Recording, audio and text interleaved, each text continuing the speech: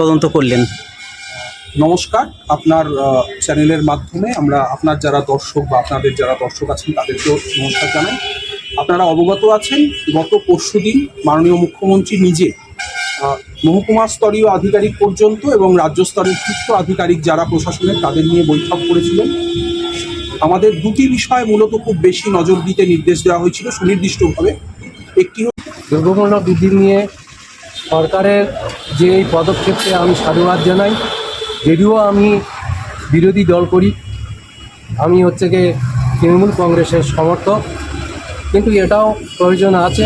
তবে গ্রামাঞ্চলের থেকে যদি চীনা মার্কেট, চীনা বাজার, কোলে মার্কেট, এই সমস্ত জায়গায়, বড়বাজার, এই সমস্ত জায়গায় যদি অভিযান চালায়, কারণ সেখানে হচ্ছে কি গোডাউনে চিনি থেকে সমস্ত খাদ্যদ্রব্য সেখানেই মজুদ থাকে।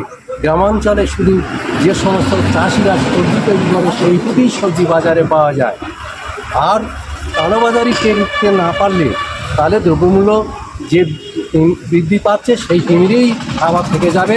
তবে আমি সরকারের এই পদক্ষেপকে আমি সাধুবাদ জানাই।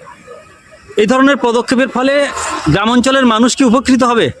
এই ধরনের পদক্ষেপের ফলে গ্রামাঞ্চলের মানুষরা যদি দ্রব্যমূল্য বৃদ্ধি না হয়ে যদি একটু কমে যায় তাহলে উপকৃত হবে। এই অভিযানটা কিন্তু